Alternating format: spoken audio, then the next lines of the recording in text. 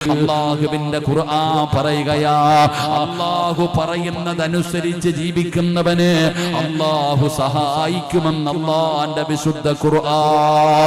അല്ലാഹു പറയുന്നതനുസരിച്ച് ജീവിച്ചാൽ ഒരിക്കലും നീ ഭയപ്പെടണ്ട. ഒരാൾക്കും നിന്നെ ഒന്നും ചെയ്യാൻ കഴിയില്ല. ഈ ലോകം മുഴുവനും നിനക്കെതിരെ തിരിഞ്ഞു വന്നാലും മോനെ, പടച്ച റബ്ബ് നിന്റെ കൂടെയുണ്ടെങ്കിൽ ഈ ലോകം മുഴുവനും പരാജയപ്പെട്ടു പോകും സഹോദരാ. അതാണ് ബദർ പഠിപ്പിച്ചത്, അതാണ് ഉഹദ് പഠിപ്പിച്ചത്, അതാണ് ഖൈബർ പഠിപ്പിച്ചത്, അതാണ് ഹന്ദഖ് പഠിപ്പിച്ചത്. ഇസ്ലാമിന്റെ സർവ്വയുദ്ധങ്ങളും പഠിപ്പിച്ചത് തോറ്റുപോയത് അല്ലാഹുവിന്റെ മുമ്പിലുള്ള വിശ്വാസത്തിന്റെ മുമ്പിലാ. അതുകൊണ്ട് എന്റെ പ്രിയപ്പെട്ടവരോട് പറയുകയാണ്, അവനവന്റെ വീട്ടിൽ ദീന് കൊണ്ടുവാ, അവനവന്റെ വീട്ടിൽ ദീന് കൊണ്ടുവാ. മക്കളെ പഠിപ്പിക്കേണ്ട സമയമാണ്. മദ്രസകൾ തുറന്നിരിക്കുകയാണ്.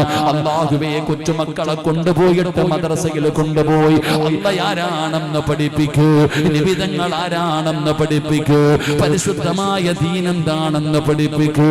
പഠിച്ചവനെ 3ഉം 4ഉം 5ഉം ക്ലാസ് ആയി കഴിഞ്ഞാൽ മക്കളുടെ പഠനം അവസാനിപ്പിക്കുന്ന മാതാപിതാക്കള് അല്ലാഹ് നൽകിയ അമാനത്താ.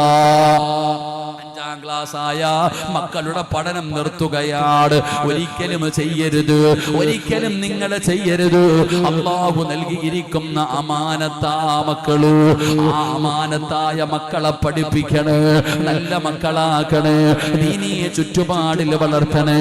അതാണ് ദീനില്ലാത്തവർക്ക് പിന്നെ ഒന്നുമില്ലടോ. അതാണ് നബി തങ്ങൾ പറഞ്ഞത്, 4 കാര്യങ്ങളാണ് വിവാഹം കഴിക്കുമ്പോ പരിഗണിക്കേണ്ടത്. അതിൽ അല്ലാഹുവിന്റെ റസൂൽ പറഞ്ഞത്, ഫളുഫറു ബിദാത്തിദ്ദീൻ, ദീനുള്ള പെണ്ണിനെ വേണം വിവാഹം കഴിക്കാൻ. പണമുള്ളതിനെയല്ല, സൗന്ദര്യം കൂടിയതിനെയല്ല, കുടുംബ മഹിമ കൂടിയതിനെയല്ല. എടാ, ദീനുള്ള പെണ്ണിനെ വേണം വിവാഹം കഴിക്കാൻ. ദീനുള്ള പെണ്ണിനെ വേണം വിവാഹം കഴിക്കാൻ. എന്തുകൊണ്ടാണ് ദീന് പരിഗണിക്കാൻ പറയുന്നത്? ദീനുള്ള പെണ്ണിനെ വിവാഹം കഴിച്ചാ അല്ലാഹു തരുന്ന പ്രതിഫലം എന്തെന്നറിയുമോ? നിർത്തുകയാ പെങ്ങള്. ഏത് ഉസ്താദന്മാര് വഅദ് പറയുമ്പോഴും ഞങ്ങളെ കുറ്റം പറയുന്നു എന്ന് പറയുന്ന പെങ്ങളുണ്ടല്ലോ, വെറുപ്പുള്ളത് കൊണ്ടല്ല, നിന്നോട് ദേഷ്യമുള്ളത് കൊണ്ടല്ല. നീ നന്നായേ പറ്റൂ, നീ നന്നായേ പറ്റൂ. അതിന്റെ കാരണം എന്തെന്നറിയുമോ? മഹാനായ സയ്യിദുനാ ഉമർ ഇബ്നുൽ ഖത്താബ് പെണ്ണിനെ വേണം വിവാഹം കഴിക്കാൻ. ദീനാണ് പരിഗണിക്കേണ്ടത്. അതിനെന്തേ കാരണം? ഒരിക്കൽ ഉമർ ഇബ്നുൽ ഖത്താബ് റളിയല്ലാഹു തആല അൻഹു ഖലീഫയായിരിക്കുമ്പോൾ രാത്രിയിൽ ഇങ്ങനെ ഇറങ്ങി നടക്കും. തന്റെ ജനങ്ങളുടെ പ്രയാസങ്ങൾ അറിയാൻ ഇങ്ങനെ നടക്കും. അങ്ങനെ നടന്ന് അവസാനം സുബഹിന്റെ സമയമായി പള്ളിയിലേക്ക് ഇങ്ങനെ പോകുമ്പോ ഒരു വീടിന്റെ അകത്ത് വഴക്ക് നടക്കുന്നു. ഒരു വീടിന്റെ അകത്ത് ഉമ്മയും മകളും കൂടെ വഴക്ക് നടക്കുകയാണ്. എന്താ പ്രശ്നം? എന്താ? ഉമർ തങ്ങളൊന്ന് നോക്കി, ഒളിഞ്ഞു നോക്കിയതൊന്നുമല്ല, എന്താ പ്രശ്നം എന്നറിയാൻ. അപ്പൊ ഉമ്മ മകളോട് പറയുന്നുണ്ട്, പാലിൽ വെള്ളം ഒഴിക്കാൻ. ഇങ്ങനെ പാലിൽ വെള്ളം ഒഴിക്കാൻ വേണ്ടി ഉമ്മ മോളെ നിർബന്ധിക്കുന്നുണ്ട്. മോൾ ഉമ്മാനോട് പറഞ്ഞു, ഉമ്മ ഇത് വഞ്ചനയാ, ഇത് പാപവാ, ഞാൻ ചെയ്യൂല. അപ്പൊ ഉമ്മ മകളോട് പറയുന്നു, നീ ഞാൻ പറയുന്നത് കേൾക്കും, മര്യാദയ്ക്ക് പാലിന്റെ അകത്ത് വെള്ളം കലർത്തുക. അപ്പൊ മകൾ ഉമ്മച്ചിയോട് പറഞ്ഞു, ഉമ്മ, രാജ്യം ഭരിക്കുന്നത് ഉമറാ, രാജ്യം ഭരിക്കുന്നത് ഉമറാ. ഞാൻ പാലിൽ വെള്ളം കലർത്തിയത് ഉമർ അറിഞ്ഞ നമ്മളെ രണ്ടുപേരെയും വെറുതെ വിടൂല. അപ്പൊ ഉമ്മ ചോദിക്കുന്നുണ്ട്, ഉമർ എങ്ങനെ അറിയാനാ? ഓൻ വീട്ടിൽ കിടന്ന് ഉറങ്ങല്ലേ, നീ മര്യാദയ്ക്ക് വെള്ളം ഒഴിക്ക്. അപ്പൊ ഈ കുട്ടി ഉമ്മാനോട് പറഞ്ഞു, ഉമ്മ, ഉമർ ഉറങ്ങുമായിരിക്കും, അല്ലാഹ് ഉറങ്ങുന്നില്ല ഉമ്മ. ഒരു പെൺകുട്ടി ഉമ്മാനോട് പറയാ, ഉമ്മ, ഖലീഫ ഉമർ കാണുന്നില്ലിരിക്കും, അല്ലാഹ് കാണുന്നുണ്ട് ഉമ്മ, ഞാൻ ചെയ്യൂല. ഉമർ തങ്ങളുടെ കണ്ണ് നിറഞ്ഞുപോയി. ഉമർ തങ്ങൾ ആ വീട് നോക്കി വെച്ചു. സുബഹി നിസ്കാരം കഴിഞ്ഞിട്ട് ഒരാളെ പറഞ്ഞു വിട്ടു, ആ മോൾ ആരാന്ന് അന്വേഷിക്കാൻ. അങ്ങനെ അവിടെ ചെല്ലുമ്പോ ആ പെണ്ണൊരു യതീമായിരുന്നു, ഒരു യതീമായ മകളാ. ഉമ്മ നല്ലവളാ, മോശക്കാരിയൊന്നുമല്ല. പിന്നെ പാലിൽ വെള്ളം കലർത്താൻ പറയാനുള്ള കാരണം, വീട്ടിലാകെ ഉള്ളത് ഒരു ഒട്ടകമാണ്. ഈ ഒട്ടകത്തിന്റെ പാല് കറന്നു കൊടുത്തിട്ടാണ് അവർ ജീവിക്കുന്നത്. ഒരാഴ്ചയായിട്ട് പാലില്ലാത്തത് കാരണം ആ വീട് പട്ടിണിയിലായിരുന്നു. ആ വീട് പട്ടിണി. അങ്ങനെ ഇരുന്നപ്പോഴാ ഒരു ദിവസം ഇത്തിരി പാല് കിട്ടി. ഉമ്മ പറഞ്ഞു, ഒരാഴ്ചയായിട്ട് പട്ടിണിയാ മോളെ, നീ ഇത്തിരി വെള്ളം ഒഴിച്ചിട്ട് കൊടുത്താ തിന്നാൻ വല്ലതും കിട്ടുമല്ലോ. നീ ഒരു ഇത്തിരി വെള്ളം ഒഴിച്ചിട്ട് കൊടുത്താൽ എന്തെങ്കിലും തിന്നാൻ കിട്ടുമല്ലോ, അതുകൊണ്ടാ വെള്ളം ഒഴിക്കാൻ പറഞ്ഞു. അപ്പോഴും ആ മോള് പറഞ്ഞത് ഞാൻ ചെയ്യില്ല എന്നാ. ഉമർ ഇബ്നുൽ ഖത്താബ് റളിയല്ലാഹു തആല തന്റെ വീട്ടിൽ പോയി, രാജ്യത്തിന്റെ പ്രസിഡന്റാ, ഭരണാധികാരിയാ, രാജ്യത്തിന്റെ പ്രധാനമന്ത്രിയാ, തന്റെ വീട്ടിൽ പോയിട്ട് 2 ആമക്കളെയും വിളിച്ചിട്ട് പറഞ്ഞു, ആ മക്കളെ, ഒരു യതീമായ പെണ്ണുണ്ട്, പാവപ്പെട്ടവള, പണമൊന്നുമില്ല, യതീമ, വലിയ തറവാടൊന്നുമില്ലടാ, പക്ഷെ ഹൃദയത്തിൽ അല്ലാഹ് ഉണ്ടടാ മക്കളെ. ഒരു രാജ്യത്തിന്റെ പ്രധാനമന്ത്രി തന്റെ വീട്ടിൽ പോയിട്ട് തന്റെ ആമക്കളെ വിളിച്ചിട്ട് പറയാ, ഒരു പെങ്കൊച്ചുണ്ട്, പണമില്ല, കൊട്ടാരമില്ല, കുടുംബമഹിമയില്ല, യതീമ്, പാവപ്പെട്ട ഒരു പെണ്ണുണ്ട്, പക്ഷെ അവരുടെ ഹൃദയത്തിന്റെ അകത്ത് അല്ലാഹ് ഉണ്ടടാ, എനിക്ക് തന്നെ വിവാഹം കഴിക്കണമെന്ന് ആഗ്രഹമുണ്ട്, പ്രായമായത് കാരണം ഞാൻ കല്യാണം കഴിക്കുന്നില്ല, നിങ്ങൾ ആരെങ്കിലും കെട്ടുവോ? നിങ്ങൾ 2 പേരിൽ ആരാ ആ പെങ്കൊച്ചിനെ കല്യാണം കഴിക്കണേ? ഉമർ ഇബ്നുൽ ഖത്താബ് റളിയല്ലാഹു തആലയുടെ മൂത്ത മകൻ പറഞ്ഞു, എനിക്ക് വേണം വാപ്പച്ചി ആ പെണ്ണിനെ. പെണ്ണിനെ പോലും കണ്ടില്ല, ആരും പെണ്ണിനെ പോലും കണ്ടില്ല, സൗന്ദര്യം ഉള്ളവളാണെന്ന് അറിയില്ല.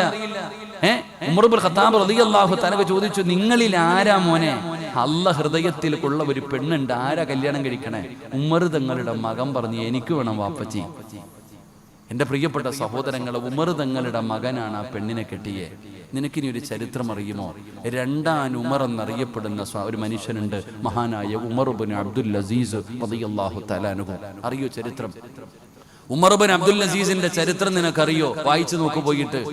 ഉമർ ഇബ്നു അബ്ദുൽ അസീസ് റളിയല്ലാഹു തആല തന്റെ മരണം അടുത്തെന്ന് മനസ്സിലായി. അല്ലാഹനെ പേടിച്ച് ജീവിക്കുന്ന ഒരു മനുഷ്യനാ. തന്റെ മരണം അടുത്തെന്ന് മനസ്സിലായപ്പോ പോയി കുളിച്ച് റെഡിയായി. ഉമർ ഇബ്നു അബ്ദുൽ അസീസ് പോയി കുളിച്ച് റെഡിയായി. എന്നിട്ട് കഫൻ തുണിയും എടുത്തുകൊണ്ട് മരിക്കാൻ തയ്യാറായി തന്റെ വീടിന്റെ അകത്ത് കയറി വന്നു. തന്റെ പ്രിയപ്പെട്ട ഭാര്യയായ ഫാത്തിമയെ അടുത്ത് വിളിച്ചു, ഫാത്തിമ ഇങ്ങ് എടുത്തു വാ, ഞാൻ പോവാ, ഫാത്തിമ ഞാൻ പോവാ, എന്റെ മരണം അടുത്തിരിക്കുന്നു ഫാത്തിമ, അതുകൊണ്ട് നീ എനിക്ക് എന്തെങ്കിലും ഞാൻ പറഞ്ഞു പോയിട്ടുണ്ടെങ്കിൽ നീ പൊരുത്തപ്പെടണം എനിക്ക്. തന്റെ ഭാര്യയോട് പൊരുത്തം ചോദിച്ചു, ഭാര്യ ഭർത്താവിനോട് പൊരുത്തം ചോദിച്ചു, അവിടെ നിന്ന് വസിയ്യത്തുകൾ കൊടുത്തു. പരസ്പരം ഇങ്ങനെ സംസാരം നീണ്ടുപോയി. ഉമർ ഇബ്നു അബ്ദുൽ അസീസ് റളിയല്ലാഹു തആല തന്റെ ഭാര്യയോട് ചോദിച്ചു, ഫാത്തിമ, ഇനി എന്തെങ്കിലും നിനക്ക് എന്നോട് ചോദിക്കാനുണ്ടോ? ഫാത്തിമ നിന്ന് കരയാൻ തുടങ്ങി. കാരണം ഭർത്താവ് മരിക്കാൻ പോവാ. അപ്പോഴാണ് ചോദിക്കുന്നത്, ഫാത്തിമ, നിനക്ക് എന്തെങ്കിലും പറയാനുണ്ടോ? ഫാത്തിമ നിന്ന് കരയുകയാണ്. അപ്പോഴാണ് ഉമർ ഇബ്നു അബ്ദുൽ അസീസ് പറയുന്നത്, എങ്കിൽ നീ പുറത്തിറങ്ങ്, നീ റൂമിന്റെ പുറത്തിറങ്ങിയിട്ട് വാതിലടയ്ക്ക്, റൂമിന്റെ പുറത്തിറങ്ങിയിട്ട് വാതിലടയ്ക്ക്.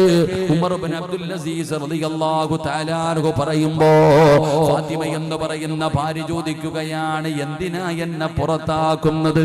നിങ്ങൾ മരിക്കാൻ പോവുകയാണ്, ഈ സമയത്തല്ലേ ഞാൻ നിങ്ങളുടെ കൂടെ നിൽക്കേണ്ടത്, എന്തിനാ എന്നെ പുറത്താക്കുന്നത്? ആ സമയത്ത് ഉമർ ഇബ്നു അബ്ദുൽ അസീസ് പറയുകയാണ്, ഫാത്തിമ, ഇന്നി അറാ ഖലഖൂ ലൈസൂ ബി ഉനാസിൻ വലാ ജാ. ഫാത്തിമ, ഇഷ്ടമില്ലാഞ്ഞിട്ടല്ല, സ്നേഹമില്ലാഞ്ഞിട്ടല്ല, നിന്നോട് വെറുപ്പുള്ളത് കൊണ്ടല്ല. എന്റെ വെളിയിലിറങ്ങ്, റൂമിന്റെ വെളിയിലിറങ്ങ്, എന്നെ കാണാൻ അതിഥികൾ വരുന്നു ഫാത്തിമ. അല്ലാ മലക്കതാ പറയുകയാണ്, മനുഷ്യരും ജിന്നുകളും അല്ലാത്ത ഒരു വിഭാഗം വരുന്നു ഫാത്തിമ. ഒന്ന് പുറത്തിറങ്ങുമോള്, ഒന്ന് പുറത്തിറങ്ങുമോള്. തന്റെ പ്രിയപ്പെട്ട ഭാര്യ വാതിലടച്ചിട്ട് വെളിയിലിറങ്ങി. ഉമർ ഇബ്നു അബ്ദുൽ അസീസ് തങ്ങളുടെ വാതിലടച്ചു പുറത്തിറങ്ങി. ഫാത്തിമ കരയുകയാണ്. കാരണം ഭർത്താവ് സക്കറാത്തിന്റെ അവസ്ഥയിൽ വീടിന്റെ അകത്ത് കിടക്കുകയാണ്. റബ്ബേ, ആരോ കാണാൻ വരുന്നെന്ന് പറഞ്ഞല്ലോ, തന്റെ ഭർത്താവിനെ ആരോ കാണാൻ വരുന്നെന്ന് പറഞ്ഞല്ലോ. ആരാ കാണാൻ വരുന്നത്? ഓടി ചെല്ലുകയാണ്. അടച്ചിട്ടിരുന്ന വാതിലിന്റെ പഴുതിലൂടെ ഫാത്തിമ ഒളിഞ്ഞു നോക്കുമ്പോ തന്റെ ഭർത്താവ് പറയുന്നത് എന്തെന്നറിയുമോ? അസ്സലാമു അലൈക യാ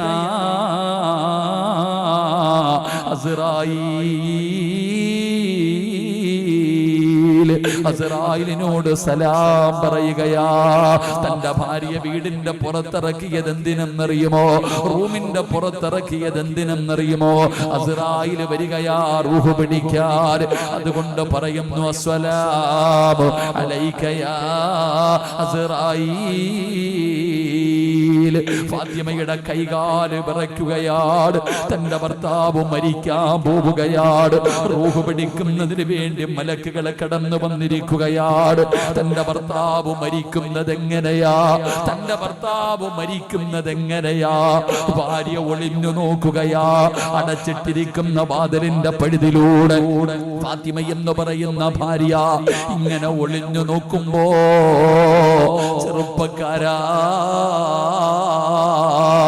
ഖുർആൻ ഓതുന്നടാ മോനെ. നിസ്കാരം കഴിഞ്ഞിട്ടല്ല, അസ്റായിൽ എന്ന് പറയുന്ന മലക്ക് റൂഹ് പിടിക്കാൻ വന്നപ്പോ ഉമർ ഇബ്നു അബ്ദുൽ അസീസ് ഖുർആൻ ഓതുകയാ. സാധാരണ ആയത്തല്ല. ഏതായത്താ ഓതിയതെന്നറിയുവോ?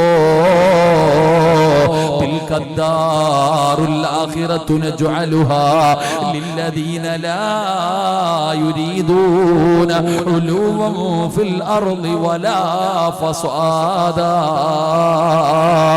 വൽ ആഖിബതു ലിൽ മുത്തഖീൻ. അതാ പടച്ചവന്റെ ഖുർആനിലെ ആയത്ത് ഓതുകയാണ്. തിൽകദ്ദാറുൽ ആഖിറതു നജ്അലുഹാ ലില്ലദീന ലാ യുരീദൂന ഉലൂവൻ ഫിൽ അർളി വലാ ഫസാദാ. വാതിലിന്റെ പഴുതിലൂടെ തന്റെ പ്രിയപ്പെട്ട ഭർത്താവിന്റെ മരണം ഇങ്ങനെ നോക്കിക്കൊണ്ടിരിക്കുന്ന പ്രിയപ്പെട്ടവളോട് ഉമർ ഇബ്നു അബ്ദുൽ അസീസ് എന്ന് പറയുന്ന ഭർത്താവ് പറയുകയാ, ഫാത്തിമ ഫാത്തിമ വല്ലാഖിബത്തു ലിൽ മുത്തഖീൻ. നല്ല മരണം കൊടുക്കുന്നത് ആർക്കാണെന്നറിയോ? അല്ലാഹു നല്ല മരണം കൊടുക്കുന്നത് ആർക്കാണെന്നറിയോ? അല്ലാഹനെ പേടിച്ച് ജീവിക്കുന്നവർക്കാ ഫാത്തിമ. അല്ലാഹനെ പേടിച്ച് ജീവിക്കുന്നവർക്കാണ് അല്ലാഹു നല്ല മരണം കൊടുക്കുന്നത്. തന്റെ പ്രിയപ്പെട്ട ഭാര്യയോട് പറയുകയാണ്, മുഖത്തേക്ക് തുണിയെടുത്തിടുകയാണ്. ലാ ഇലാഹ ഇല്ലല്ലാഹ്, സഹാദത്ത് കലിമ പറയുകയാണ്. അനക്കമില്ല, ഭർത്താവ് അനങ്ങുന്നില്ല. വാതില് തുറന്നിട്ട് ഓടി ചെല്ലുമ്പോ ഉമർ ഇബ്നു അബ്ദുൽ അസീസ് ചിരിക്കുന്ന മുഖത്തോടെ കിടക്കുകയാ. എന്തൊരു സുഗന്ധമെന്നറിയുമോ? തന്റെ പ്രിയപ്പെട്ട ഭർത്താവിനെന്ത് സുഗന്ധമെന്നറിയുമോ? അല്ലാഹുവേ, നാട് മുഴുവനും അറിയുകയാണ്. ജനങ്ങൾ മുഴുവനും കാണാമെന്നടോ. വന്നവര് മുഴുവനും പറയുന്നു, എന്തു മരണമാ, എന്തു മരണമാ, എന്തൊരു പ്രകാശമാ, എന്തൊരു സുഗന്ധമാ. അവസാനം ഉമർ ഇബ്നു അബ്ദുൽ അസീസ് തങ്ങളുടെ ജനാസ കുളിപ്പിച്ചു, കഫം പൊതിഞ്ഞു, നിസ്കരിച്ചു, കൊണ്ടുപോയി പള്ളിപ്പറമ്പിൽ 6 അടി മണ്ണിനകത്ത് ഇറക്കി വെച്ചു. ഖബറടക്കി കഴിഞ്ഞപ്പോ ഒരാളും പോകുന്നില്ല, ഒരാളും പോകുന്നില്ല. എല്ലാവരും പള്ളിപ്പറമ്പിൽ നിൽക്കുകയാണ്. പള്ളിയുടെ പരിസരം മുഴുവനും ജനമാണ്. അവര് പറയുന്നത്, റബ്ബേ, എന്തൊരു മരണമാട് പടച്ചവരെ, എന്തൊരു സുഗന്ധമാട് പടച്ചവരെ. അല്ലാഹുവേ, ഖുർആൻ ഓതിയല്ലോ, ഇസ്രായേലിനോട് സലാം പറഞ്ഞല്ലോ. ഇങ്ങനെ ഒരു മരണം കിട്ടാറുള്ള കാരണം എന്താണ്? ജനങ്ങൾ മുഴുവനും പറയുകയാണ്. അങ്ങനെ എല്ലാവരും തിരിച്ചു പോയടോ. ആ ജനാസ ഖബറടക്കാമെന്ന് ജനങ്ങൾ മുഴുവനും ഉമർ ഇബ്നു അബ്ദുൽ അസീസ് റളിയല്ലാഹു തആല അൻഹുവിന്റെ വീടിന്റെ മുറ്റത്ത് ചെന്നു. എന്നിട്ട് വിളിക്കുന്നു, ഫാത്തിമ, സങ്കടപ്പെടുത്താമെന്നതല്ല, വേദനിപ്പിക്കാമെന്നതല്ല, നീ ധൈര്യക്കുകയാണ്. നിന്റെ ഭർത്താവിന്റെ മരണത്തിൽ നീ വല്ലാത്ത വേദനയിലാണ്. ഞങ്ങൾ എന്തിനാണ് വന്നതെന്നറിയുമോ? ഞങ്ങൾ എന്തിനാണ് വന്നതെന്നറിയുമോ? ഒരേ ഒരു കാര്യം ചോദിക്കാനാണ് ഫാത്തിമ. ഒരേ ഒരു കാര്യം ചോദിക്കാനാണ്. ഞങ്ങൾക്കറിയേണ്ടത് എന്തെന്നറിയുമോ? നിന്റെ ഭർത്താവ് അസ്റായിലിനോട് സലാം പറഞ്ഞല്ലോ. ഖുർആൻ ഖുർആനൂദിയല്ലോ, ശഹാദത്ത് കലിമ പറഞ്ഞല്ലോ, നിന്റെ ഭർത്താവിന് വല്ലാത്ത സുഗന്ധമായിരുന്നു ഫാത്തിമ, വല്ലാത്ത സുഗന്ധമായിരുന്നു ഫാത്തിമ. ഞങ്ങളും മരിക്കേണ്ടവരാ, ഞങ്ങളും മരിക്കേണ്ടവരാ. ഇതുപോലെ ഒരു നല്ല മരണം ഞങ്ങൾക്കും വേണം ഫാത്തിമ. ഇങ്ങനെ ഒരു മരണം കിട്ടാൻ നിന്റെ ഭർത്താവ് ചെയ്ത നന്മ എന്താണ് ഫാത്തിമ? ഒരു നാട് മുഴുവനും വന്ന് ചോദിച്ചപ്പോ ഫാത്തിമ എന്ന് പറയുന്ന ഭാര്യ പറഞ്ഞ മറുപടി എന്തെന്നറിയുമോ? വകാന ഉമർ ഇബ്നു അബ്ദുൽ അസീസ് അഖ്സറിൽ ലിന്നാസി സ്വലാത്തൻ വലാ സിയാമാ. എന്റെ ഭർത്താവ് ഒരുപാട് നിസ്കരിക്കുന്ന മനുഷ്യനായിരുന്നു, ഒരുപാട് നോമ്പ് പിടിക്കുന്ന മനുഷ്യനായിരുന്നു, ഒരുപാട് സദക്ക കൊടുക്കുന്ന മനുഷ്യനായിരുന്നു. എന്നൊന്നും ഞാൻ പറയൂല, എന്നൊന്നും ഞാൻ പറയൂല. എന്റെ ഭർത്താവിന് അല്ലാഹു നല്ല ഒരു മരണം കൊടുക്കാ ഒരേ ഒരു കാരണമേ ഉള്ളൂ. ലാകിൻ വല്ലാഹി മാ റഅയ്തു അഹദൻ അഖ്വഫ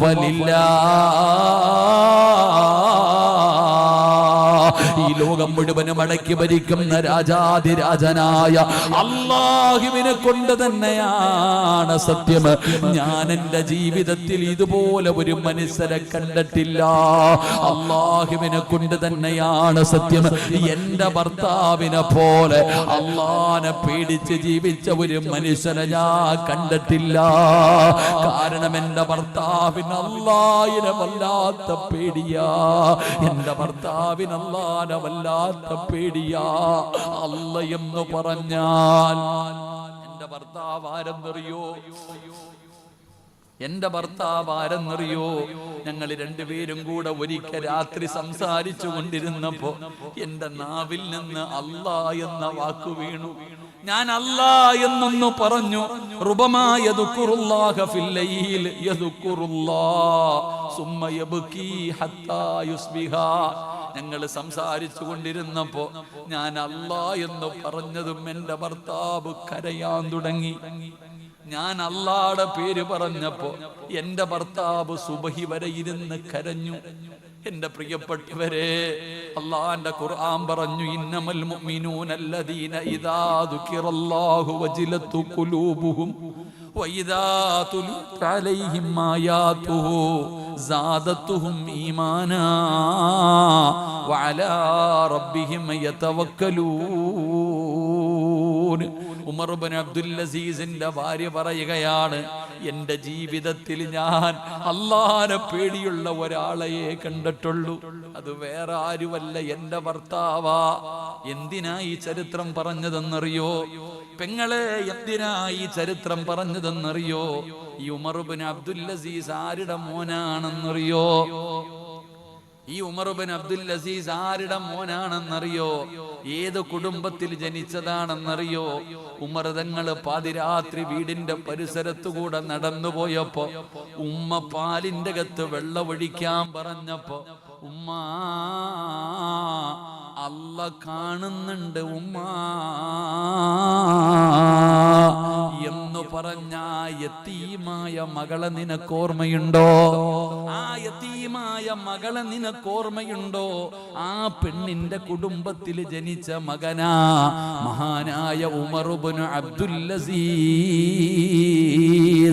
ഇതുകൊണ്ടാ പറയുന്നത്, ദീനുള്ളതിനെ വിവാഹം കഴിക്കാൻ, ദീനുള്ളതിനെ വേണം പരിഗണിക്കാൻ. അതുകൊണ്ട് നിർത്തുകയാ. അല്ല പറയുകയാ, അല്ല പറയുകയാ, വകാനൂ ലനാ ഖശീൻ. അല്ലാഹുവിനെ ഭയന്ന് ജീവിക്കണം. അല്ലാഹു നമുക്കതിനുള്ള ഭാഗ്യം നൽകി അനുഗ്രഹിക്കുമാറാകട്ടെ. എങ്ങനെയാണ് ദുആ ചെയ്യേണ്ടതെന്ന് അല്ലാഹു പറയുകയാ, അല്ല തന്നെ പറയുകയാ, സിറാജ് പറഞ്ഞതല്ല. വയദുഊനനാ റഗബൻ വറഹബാ. അല്ലാഹുവിന്റെ പരിശുദ്ധമായ ഖുർആൻ പറയുകയാ, ജീവിതത്തിൽ പ്രയാസങ്ങളുമായി നടക്കുന്നവര്, എപ്പോഴും സങ്കടത്തോടെ നടക്കുന്ന ഉമ്മ, നിനക്ക് ദുആ ചെയ്യേണ്ടത് എങ്ങനെയാണെന്ന് ഞാൻ പറഞ്ഞു തരാ. നിന്റെ റബ്ബാരാണെന്നറിയുമോ? നമ്മുടെ റബ്ബാരാണെന്നറിയുമോ? ആ റബ്ബിന് കഴിയാത്തതൊന്നുമില്ലടോ. നിങ്ങളെ ബൈത്തുൽ മുഖദ്ദസ് എന്ന് പറയുന്ന പള്ളിയുണ്ടല്ലോ, ഫലസ്തീൻ എന്ന് പറയുന്ന രാജ്യത്ത് സ്ഥിതി ചെയ്യുന്ന ബൈത്തുൽ മുഖദ്ദസ് ഉണ്ടല്ലോ. ആ ബൈത്തുൽ മുഖദ്ദസിന്റെ മിഹ്റാബിന്റെ അകത്ത് മറിയം എന്ന് പറയുന്ന ഒരു പെൺകുട്ടി വളരുകയാണ്. മറിയം എന്ന് പറയുന്ന ഒരു ചെറിയ പെൺകുട്ടി വളരുകയാണ്. എങ്ങനെയാണ് മറിയം പള്ളിക്കകത്ത് പോയത്? ജുമാ നിസ്കാരിക്കാൻ പോയതല്ല. ആ മറിയം എങ്ങനെയാണ് പള്ളിക്കകത്ത് പോയതെന്നറിയുമോ? ഈസാ നബിയുടെ ഉമ്മയാണ്. മറിയമിന്റെ ഉമ്മ ഗർഭിണിയായപ്പോ അല്ലാഹുവേ അവിടെന്ന് വിചാരിച്ചു ആൺകുട്ടിയാണെന്ന്. അതുകൊണ്ട് റബ്ബിനോട് പറഞ്ഞു, അല്ലാ എന്റെ മോനെ പള്ളിക്ക് കൊടുത്തേക്കാമല്ലാ. അങ്ങനെ പടച്ചവനെ നേർച്ച ചെയ്യുകയാണ്. പ്രസവിച്ചപ്പോ പെൺകുട്ടിയായി പോയി. പറഞ്ഞ നേർച്ച പാലിച്ചു പെങ്ങള്. പള്ളിയിൽ കൊണ്ടുപോയി കൊടുക്കുകയാണ്. പള്ളിയിലെ ഇമാമാരാണെന്നറിയുമോ? മഹാനായ സക്കരിയാ നബി അലൈഹിസ്സലാം. സക്കരിയാ നബിയാണ് പള്ളിയിലെ ഇമാമ്. അല്ലാഹുവേ ആ പള്ളിയിലെ ഇമാമാണ് മറിയമിനെ വളർത്തുന്നത്. ഒരു ദിവസം പള്ളിയുടെ മിഹ്റാബിന്റെ അകത്ത് കയറി ചെല്ലുമ്പോ മറിയം എന്ന് പറയുന്ന പൊന്നുമോള് പഴം തിന്നുകയാണ്. സക്കരിയാ നബി വാങ്ങിച്ചു കൊടുത്ത പഴമല്ല അത്. സക്കരിയാ നബി വാങ്ങിച്ചു കൊടുത്തതല്ല. പടച്ചവനെ ആ പഴത്തിന്റെ പ്രത്യേകത എന്തെന്നറിയുമോ? ഫലസ്തീൻ എന്ന് പറയുന്ന രാജ്യത്ത് പോലും കിട്ടാത്ത പഴമാണ് മറിയം ഇരുന്ന് കടിച്ചുകൊണ്ടിരിക്കുന്നത്. സക്കരിയാ നബിക്ക് അത്ഭുതമായി. അല്ലാഹുവേ പടച്ചവനെ ഓരോ പഴത്തിനും സീസൺ ഉണ്ടടോ. ഓരോ പഴത്തിനും സീസൺ ഉണ്ടടോ. ആ സമയത്താണ് ഈ പഴം കിട്ടിയിരിക്കുന്നത്. അതുകൊണ്ട് ചോദിക്കുന്നു, മോളെ മറിയമേ, ഈ പഴം നിനക്ക് എവിടെ നിന്നാണ് കിട്ടിയത്? മറിയമിന്റെ മറുപടി എന്തെന്നറിയുമോ? പുഞ്ചിരിക്കുന്ന മുഖത്തോടെ മറിയം ബീബി റളിയല്ലാഹു തആല അൻഹ സക്കരിയാ നബിയോട് പറയുന്നു, ഖാലത്തു ഹുവ മിൻ ഇൻദില്ലാഹ്. എന്റെ റബ്ബനിക്ക് തന്നതാ, എന്റെ റബ്ബനിക്ക് തന്നതാ. അല്ലാഹുവേ ആരാ സക്കരിയാ നബി എന്നറിയുമോ? കല്യാണം കഴിഞ്ഞ് കൊല്ലങ്ങളായി മക്കളില്ലാതെ സങ്കടത്തോടെ നടക്കുന്ന പ്രവാചകരാ. വിവാഹം കഴിഞ്ഞ് ഒരുപാട് കൊല്ലമായി മക്കളില്ലാതെ സങ്കടപ്പെട്ട് നടക്കുന്ന പ്രവാചകനാണ്. വൃദ്ധനായ പ്രവാചകനാണ്. പ്രായം ചെന്ന പ്രവാചകനാണ്. പെങ്ങളെ കേൾക്കണേ മോളെ, 30 അല്ല 40 അല്ല 50 അല്ല 60 അല്ല 70 അല്ല 80 അല്ല 100 വയസ്സ് കഴിഞ്ഞുമ്മാ. 100 വയസ്സ് കഴിഞ്ഞ പ്രവാചകനാണ് സക്കരിയാ നബി അലൈഹിസ്സലാം. അല്ലാഹുവിന്റെ മുമ്പിലേക്ക് തന്റെ കൈകൾ ഉയർത്തുകയാണ്. എന്നിട്ട് പറയുന്നു, അല്ലാ പ്രായമായി റബ്ബേ, ഞാൻ വൃദ്ധനാണല്ലാ. കല്യാണം കഴിഞ്ഞു കൊല്ലങ്ങളായി റബ്ബേ, എനിക്കിതുവരെ സന്താനമായിട്ടില്ല, എനിക്കിതുവരെ മക്കളുണ്ടായിട്ടില്ല. സക്കരിയാ നബി അല്ലാഹുവോട് പറഞ്ഞത് എന്തെന്നറിയുമോ? ഖാല റബ്ബി ഇന്നി വഹനൽ അളമു മിന്നി വസ്തഅല റഅസു ശൈബാ വലൻ അഖും ബിദുആഇക റബ്ബി ശഖിയാ. എനിക്ക് പ്രായമായല്ലാ, എല്ലുകൾ പൊടിയുന്നു അല്ലാ. പടച്ചവനെ, എല്ലിൽ നിന്ന് എന്റെ തൊലികൾ പോലും വിട്ടിരിക്കുന്നു പടച്ചവനെ. എനിക്ക് മക്കളില്ല തമ്പുരാരെ, എന്റെ അവസ്ഥ ഇങ്ങനെയാണ്. ഉമ്മാ സക്കരിയാ നബിയുടെ ഭാര്യയ്ക്ക് 90 വയസ്സ് കഴിഞ്ഞു പെങ്ങള്.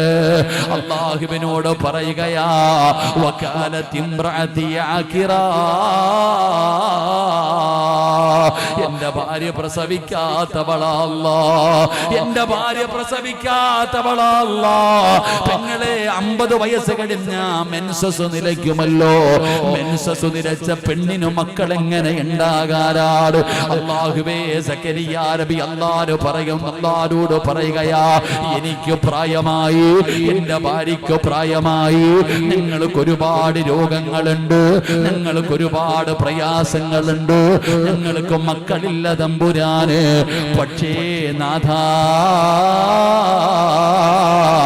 നിനക്ക് പവറുണ്ടല്ലാ, നിനക്ക് കഴിയും പടച്ചവര്, നിനക്ക് കഴിയും പടച്ചവര്. എനിക്കൊരു മോനെ തരാറ്, എനിക്കൊരു കുഞ്ഞിനെ തരാറ് നിനക്ക് കഴിയുമല്ലാ. അതുകൊണ്ട് റബ്ബേ, എനിക്കൊരു പൊന്നുമോനെ വേണമല്ലാ. എന്തൊരു പ്രതീക്ഷയെന്നറിയുവോ, എന്തൊരു പ്രതീക്ഷയെന്നറിയുവോ. വയസ്സാങ്കാലത്ത് ഒരു റബ്ബിനോട്, വയസ്സാങ്കാലത്ത് ഒരു നബി അല്ലാഹുവോട് പറയുകയാ, എനിക്കൊരു മോനെ വേണം തമ്പുരാനെ, തന്നേ പറ്റുപടച്ചവന്. നിനക്ക് പവറുണ്ട് തമ്പുരാനെ, നിനക്കതിനുള്ള കഴിവുണ്ട് തമ്പുരാനെ. അല്ലാഹുവിനോടൊരു മകനെ വേണമെന്ന് ദുആ ചെയ്തപ്പോ അല്ലാഹു കൊടുത്തു പെങ്ങളെ. അല്ല എങ്ങനെയാണ്? വൈദാ സഅലക ഇബാദി അന്നീ ഫഇന്നീ ഖരീബ് ഉജീബു ദഅവത്തദ് ദാഇ ഇദാ ദഅാനി. അല്ല പറഞ്ഞത് അല്ലാഹുവോട് ചോദിക്കാനാ. ചോദിച്ചാ തരും പെങ്ങളെ. അല്ലാഹുവിന് കഴിയാത്തതൊന്നുമില്ല, അല്ലാഹുവിന് ലോകത്ത് കഴിയാത്തതൊന്നുമില്ല. ഒരു അല്ലാഹുവിന് തരാൻ ഒരു തടസ്സവുമില്ല. അല്ലാഹുവോട് പറഞ്ഞു, എനിക്കൊരു മോനെ വേണമെന്ന്. അല്ല കൊടുത്ത മകൻ ആരാണെന്നറിയുമോ? മഹാനായ യഹ്യാ നബി അലൈഹിസ്സലാം. മക്കൾക്ക് യഹ്യാ എന്ന് പേരിടണേ, മക്കൾക്ക് യഹ്യാ എന്ന് പേരിടണേ. ആ യഹ്യാ എന്ന പേരിന്റെ പ്രത്യേകത എന്തെന്നറിയുമോ? അത് അല്ല വെച്ച പേരാണ്, അല്ല വെച്ച പേരാണ് യഹ്യാ. ലോകത്ത് ഒരാൾക്കും അതിനു മുമ്പ് യഹ്യാ എന്ന് പേരില്ല. അല്ലാഹു വെച്ച പേരാണ് യഹ്യാ. അങ്ങനെ ദുആ ചെയ്തിട്ട് കിട്ടിയ മകനാണ് യഹ്യാ നബി അലൈഹിസ്സലാം. അങ്ങനെ ദുആ ചെയ്തിട്ട് കിട്ടിയ മകനാണ്. റബ്ബേ, യഹ്യാ നബിയുടെ ചരിത്രം വായിച്ചാൽ ഏതൊരു മനുഷ്യനും കരയുമടോ, ഏതൊരു മനുഷ്യനും കരയുമടോ. കരയാതെ യഹ്യാ നബിയുടെ ചരിത്രം വായിച്ചു തീർക്കാൻ കഴിയില്ല. അല്ലാഹുവേ, പടച്ചവനെ പേടിച്ച് ജീവിച്ചിരുന്ന പ്രവാചകനാണ് യഹ്യാ നബി. സുജൂദിൽ വീണാൽ ദിവസങ്ങളോളം കിടക്കുമായിരുന്നു. യഹ്യാ നബിയുടെ കണ്ണുനീര് വീണ സ്ഥലത്ത് നിന്ന് പുല്ല് കിളിച്ചു വരുമായിരുന്നു പെങ്ങള്. അതുപോലെ കരഞ്ഞിരുന്ന പ്രവാചകനാണ്. അതുകൊണ്ട് ഈ സദസ്സിലിരിക്കുന്നവരോട് പറയുകയാ, അല്ലാഹുവിൽ പ്രതീക്ഷ വെക്കട്. അല്ല ഒരിക്കലും നമ്മളെ കൈവിടൂല. അല്ലാഹു ആര് കൈവിട്ടാലും നമ്മളെ കൈവിടൂല. അതുകൊണ്ട് ആ ഫിർദൗസ് എന്ന് പറയുന്ന സ്വർഗത്തിന്റെ അവകാശിയുടെ രണ്ടാമത്തെ അടയാളം എന്തെന്നറിയുമോ? വയദൂനനാ റഗബൻ വറഹബാ. അവൻ അല്ലാഹുവിനോട് ആത്മാർത്ഥമായി ദുആ ചെയ്യുമെന്ന് അല്ലാഹുവിന്റെ വിശുദ്ധ ഖുർആൻ. അള്ളാന്റെ വിശുദ്ധമായ ഖുർആൻ പറയുന്നു, ദുആ ചെയ്യും. എടോ, വയസ്സാങ്കാലത്ത് 100 വയസ്സ് കഴിഞ്ഞ നബി 90 വയസ്സ് കഴിഞ്ഞ തന്റെ ഭാര്യ പ്രസവിക്കുവോ? ആ പ്രവാചകനാണ് അള്ളാഹുടെ മുമ്പിൽ ചെന്നിട്ട് തൻ്റെ സങ്കടം മുഴുവനും പറഞ്ഞു, തൻ്റെ അവസ്ഥ പറഞ്ഞു. എന്നിട്ട് അള്ളാഹിനോട് പറയാ, നിനക്ക് പറ്റൂ ഒരു കുഞ്ഞിനെ തരാ, നീ തന്നേ പറ്റൂ പടച്ചവനെ. ദുആ ചെയ്തിട്ട് വാങ്ങിച്ച മകനാണ് യഹ്യാ നബി അലൈഹിസ്സലാം. അള്ളാഹു നമുക്ക് ഈമാൻ തരുമാറാകട്ടെ. അതുകൊണ്ട് ഞാൻ പറയുന്നത്, എല്ലാത്തിനും മരുന്നുണ്ട്, എല്ലാത്തിനും മരുന്നുണ്ട്. ഖുർആനിലും മരുന്നില്ലാത്ത ഒന്നുമില്ല. ഭാര്യ ഇപ്പോൾ ഒരു ചങ്ങാതി പെണ്ണുമ്പിള്ള പ്രസവിക്കാൻ സമയമായി ആശുപത്രി കൊണ്ടുപോകാതെ വീട്ടിലിട്ട് പ്രസവിപ്പിച്ച് മരിച്ചുപോയി. അല്ലാഹു അലം. പടച്ചോൻ നമുക്ക് ഈമാൻ തരുമാറാകട്ടെ. ആമീൻ പറ. ഓന്റെ പേരും സിറാജ് എന്ന. അതാ വിഷമം. ഒന്നാലോചിക്ക്. എടാ, പെണ്ണുമ്പിള്ള പ്രസവിക്കാൻ ആശുപത്രി കൊണ്ടുപോകണം. അസുഖം വന്നാൽ ആശുപത്രി കൊണ്ടുപോയി മരുന്ന് മേടിക്കണം, ചികിത്സിക്കണം. അല്ലാതെ നീ മന്ത്രവാദവും ചെയ്തുകൊണ്ട് വീട്ടിൽ ഇരുന്നിട്ട് കാര്യമൊന്നുമില്ല. അതെങ്ങനാ? മൊത്തം ഓൺലൈനിലല്ലേ? ഓൺലൈന് പൂജ നടത്തുന്ന കാലമല്ലേ? അള്ളാഹു കാത്തിരക്ഷിക്കുമാറാകട്ടെ. എല്ലാ പെണ്ണുങ്ങളും ഇപ്പം അങ്ങനെ തന്നെ, എല്ലാം ഓൺലൈനിൽ ഇരിക്കുക. പണ്ട് ഒരു വെള്ളം ഓതണമെങ്കിൽ ഉസ്താദിൻ്റെ അടുത്ത് വന്നിട്ട് പറയും, ഉസ്താദെ ഒരു ഗ്ലാസ് വെള്ളം ഓതിത്താ ഉസ്താദെ, പനിയാ ഉസ്താദെ, ഇല്ലേ? ഉസ്താദെ ഒരു ചരട് ഓതിത്താ ഉസ്താദെ, പേടിച്ചിരിക്കുക, പനിയാ ഒന്ന് ഓടിത്താ. അതിങ്ങനെ പണ്ട് ഉസ്താദിൻ്റെ അടുക്ക പോകും. ഇപ്പൊ താത്ത തന്നെ ഓതി കിട്ടുന്ന കാലമാണ്. ഉസ്താദിൻ്റെ ആവശ്യമൊന്നുമില്ല. ഞാനൊരു വീട്ടിൽ പോയി, ഒരാളെ കാണാൻ വേണ്ടി വീട്ടിൽ പോയപ്പോൾ അയൽവാസി ഓടി വന്നിട്ട് പറയുന്നു, എൻ്റെ ആട് ഒന്നും കഴിക്കുന്നില്ല, ആ വെള്ളം ഇങ്ങിതാ. എൻ്റെ ആട് ഇന്നലെ മുതൽ ഒന്നും കഴിക്കുന്നില്ല, ആ വെള്ളം ഇങ്ങി തരാൻ. അകത്ത് പോയിട്ട് ഒരു പാത്രം വെള്ളം എടുത്തു കൊടുത്തു. ആ താത്ത അതും കൊണ്ട് അങ്ങ് പോയി. എനിക്കൊന്നും മനസ്സിലായില്ല. ഞാൻ പതുക്കെ അടുത്ത് നിന്ന് ആളോട് ചോദിച്ചു, എന്താ സംഭവം എന്ന്. അത് ഉമ്മ രാവിലെ ഓൺലൈനിൽ ദിക്ർ പറഞ്ഞിട്ട് ഓതി വെച്ച വെള്ളവാ. അള്ളാഹു കാത്തിരക്ഷിക്കുമാറാകട്ടെ. ആ ഉമ്മ രാവിലെ ഓൺലൈനിൽ ഏതോ ഉസ്താദും തങ്ങളോ ആരോ വന്ന് തുടങ്ങി ഇരുന്നിട്ട് ഊതിയ വെള്ളവാ. അള്ളാഹു കാത്തിരക്ഷിക്കുമാറാകട്ടെ. എവിടെ എത്തി സമുദായം? എവിടെ എത്തി? അള്ളാഹു ഉമ്മത്തിനെ കാത്തിരക്ഷിക്കുമാറാകട്ടെ. ഇവിടെ ബുദ്ധി വേണം സഹോദരിമാരെ. ഏതെങ്കിലും ഒരു ഉസ്താദ് ഓൺലൈനിൽ മൊബൈൽ എടുത്തു വെച്ചിട്ട് അക്കൗണ്ട് നമ്പരും കൊടുത്തിട്ട് ഇട്ടോ എന്ന് പറയുമ്പോൾ നിനക്ക് ബുദ്ധിയില്ലേ താത്ത? ഞാൻ നിന്നോട് ചോദിക്കട്ടെ, എവിടെയോ കിടക്കുന്ന ഒരു മനുഷ്യന് നീ പൈസ അയച്ചു കൊടുക്കുന്നു. നിന്റെ കുടുംബത്തിൽ എത്ര പാവങ്ങളുണ്ട്, നിന്റെ നാട്ടിൽ എത്ര സ്ഥാപനങ്ങളുണ്ട്, നിന്റെ മഹലിൽ എന്തെല്ലാം ആവശ്യമുണ്ട്. നീ ഇവിടെ കൊടുക്കാതെ എവിടെയോ കിടക്കുന്നവൻ ചുമ്മാ അയക്കുക. അത്ര കൂടുതലാണോ പടച്ചവനെ സമ്പത്ത്? എടോ, കൊടുക്കണ്ടെന്നൊന്നും ഞാൻ പറയണില്ല. നോക്കിയും കണ്ടും കൊടുക്കുക, അർഹതപ്പെട്ടവർക്ക് കൊടുക്കുക. ഓൺലൈൻ പരിപാടിയൊക്കെ നിർത്തുതാത്ത, എന്നിട്ട് ജീവിക്കാൻ പഠിക്ക്. ഒന്നാമത് പോട്ടെ, അള്ളാഹു കാത്തിരക്ഷിക്കുമാറാകട്ടെ. അത് എൻ്റെ പ്രസംഗമാണെങ്കിലും കേൾക്കരുതെന്നാ ഞാൻ. എന്തിനാ ഈ ഓൺലൈനിൽ ഇരുന്ന് കേൾക്കണേ? അങ്ങനെ കേട്ടിട്ട് എന്ത് പുണ്യം കിട്ടാനാ? ഓൺലൈനിൽ ഇരുന്ന് നിന്റെയൊക്കെ ഇഖ്ലാസ് നഷ്ടപ്പെട്ടു പോയത് അവിടെയല്ലേ? ഇഖ്ലാസ് നഷ്ടപ്പെട്ടു പോയത് അവിടെയല്ലേ? ഞാൻ ചോദിക്കട്ടെ, നീ മൊബൈല് ഇപ്പൊ നോക്കിക്ക, ഫർദ ഇട്ടിട്ടുണ്ട്, തലയിൽ തുണി ഇട്ടിട്ടുണ്ട്, അദബും മര്യാദയോടുകൂടി നീ ഇരുന്ന് വഴുത് കേൾക്കുന്നു. നിന്റെ വീട്ടിൽ പോയാലോ, രാവിലെ ഈ ഫോൺ അങ്ങോട്ട് ഓണാക്കിയിട്ട് അടുക്കളയിൽ ചരുവത്തി ചേർത്തങ്ങോട്ട് വെക്കും. എന്നിട്ട് നീ മീനും വെട്ടി കറിയും വെച്ച് തെക്ക് വടക്ക് നടക്ക, തലയിലും തുണിയില്ല, ഒരു തുണിയില്ല. അലച്ചുയ്ക്ക്, അത് വഴുതാണോ? കളിയാക്കലല്ലേ പെങ്ങളേത്? അങ്ങനെയാണോ വഴുത് കേൾക്കേണ്ടത്? അടുക്കളയിൽ കൊണ്ടുവന്ന് മൊബൈൽ അങ്ങോട്ട് ഓണാക്കി വെച്ചിട്ട് നീ ഇങ്ങനെ നടക്ക, തലയിലും തുണിയില്ല, ഒരിടത്തും തുണിയില്ല. ഇത് നീ അതിനെ കളിയാക്കുന്നതിന് തുല്യമല്ലേ? പരിഹസിക്കുന്നതിന് തുല്യമല്ലേ? അല്ല വെറുതെ വിടുവോ? അങ്ങനെ വഴുത് കേൾക്കാൻ അല്ല പറഞ്ഞിട്ടുണ്ടോ? അല്ലെങ്കിൽ നബിതങ്ങൾ പറഞ്ഞിട്ടുണ്ടോ? ഇത് സിറാജിന്റെ വഴുതാണെങ്കിൽ ഏത് മഹാന്റെ വഴുതാണെങ്കിലും കേൾക്കരുത്. അതിനൊരു മര്യാദയുണ്ട്, ഒരു മജ്‌ലിസിനൊരു ബഹുമാനമുണ്ട്. അത് കൊണ്ട് സമാധാനത്തിൽ എവിടെ ഇരുന്നിട്ട് കേൾക്ക്. നിനക്ക് എവിടെ നിന്ന ഈ ഓതലും പിടിക്കലൊക്കെ കിട്ടിയത്? ഇത്രയും ദിക്റും നിനക്കറിയോ? ഒരു കാര്യം നിനക്കറിയോ? ഇടൂ, ഒരു അറിവ് പഠിച്ചാൽ അത് ചെയ്തില്ലെങ്കിൽ അതിന് വേറെ ശിക്ഷ അള്ളാഹു തരും. അള്ളാഹു കാത്തിരക്ഷിക്കുമാറാകട്ടെ. ഒരു അറിവ് നീ ഇങ്ങനെ ഓരോ നേരം വെളുത്ത വൈകുന്നേരം വരെ സർവ്വ ഉസ്താദന്മാരുടെ വഴുത് കേൾക്കുന്നു. എത്ര ഇൽമു പഠിച്ചു, നീ എത്ര എണ്ണം ചെയ്യുന്നുണ്ട്? ആ അടി നീ എവിടെ തീർക്കും? അതുകൊണ്ട് എൻ്റെ പൊന്നാരെ താത്താമാരെ, എൻ്റെ ആണെങ്കിലും കേൾക്കരുത്. ഞാൻ അതാ പറയുന്നത്, അതിനൊരു അദബും മര്യാദയുണ്ട്. അതോടുകൂടി കേൾക്കണം. അള്ളാഹു നമുക്ക് ഈമാൻ തരുമാറാകട്ടെ. പ്രസവ സുഖം ഇല്ലെങ്കിൽ ആശുപത്രി കൊണ്ടുപോകണം. അതിന് മന്ത്രവാദവും ഒന്നും കാര്യമൊന്നുമില്ല. നാം ചെയ്യേണ്ടത് നമ്മൾ ചെയ്യണം. തവക്കലൊക്കെ ഉണ്ട്, ഇല്ല എന്നൊന്നും പറയുന്നില്ല. നബി സല്ലല്ലാഹു അലൈഹി വസല്ലമ തങ്ങളുടെ മുമ്പിൽ സഹാബത്ത് വന്നിട്ട് പറഞ്ഞു, നബിയെ, ഒട്ടകത്തെ കെട്ടിയിട്ടിട്ട് തവക്കൽ ഏൽപ്പിക്കണോ അതോ കെട്ടിയിടാതെ തവക്കൽ ഏൽപ്പിക്കണോ? ഒട്ടകത്തെ അഴിച്ചു വിട്ടിട്ട് തവക്കലത്ത് വലല്ല എന്ന് പറഞ്ഞിട്ട് നബിതങ്ങളുടെ മുമ്പിൽ വന്നു. നബിതങ്ങൾ പറഞ്ഞ്, ചങ്ങാതി പോയി കെട്ടിയിട്ടിട്ട് തവക്കലത്ത് വലല്ല എന്ന് പറ. ഒട്ടകത്തെ മരുഭൂമിയിൽ അഴിച്ചു വിട്ടിട്ട് അള്ളാഹ് നോക്കിക്കോ എന്ന് പറഞ്ഞിട്ട് വന്നൊരു കാര്യമുണ്ടോ? നിങ്ങൾ എന്തോ ഇങ്ങനെ ഇരിക്കണേ? എങ്ങനെ തവക്കൽ ഏൽപ്പിക്കണ്ടേ? നിങ്ങൾ എന്തോ ഇങ്ങനെ ഇരിക്കണേ? വണ്ടി കൊണ്ടുവന്ന് റോഡി ഓണാക്കി ഇട്ടിട്ട് അള്ളാഹ് നോക്കിക്കോ അല്ലാന്ന് പറഞ്ഞിട്ട് ഇവിടെ വന്നിരുന്നിട്ട് കാര്യമുണ്ടോ? എടാ, നീ കൊണ്ട് സൈഡിൽ ഒതുക്കിയിട്. നീ ഒരു മൃഗത്തെ കൊണ്ടുവന്നിട്ട് ആ മൃഗത്തെ നീ നേരെ ഈങ്ങാപ്പുഴ ടൗണിൽ കൊണ്ട് വിട്ടിട്ട് തവക്കൽത്തു അലല്ല എന്ന് മരത്തിന്റെ ചുട്ടി വിട്ടിട്ട് വന്നിട്ട് കാര്യമില്ല. അതവിടെ കെട്ടിയിട്ടിട്ട് റബ്ബെ നോക്കിക്കൊള്ളെന്ന് പറഞ്ഞാലേ അതിന് പരിഹാരമുള്ളൂ.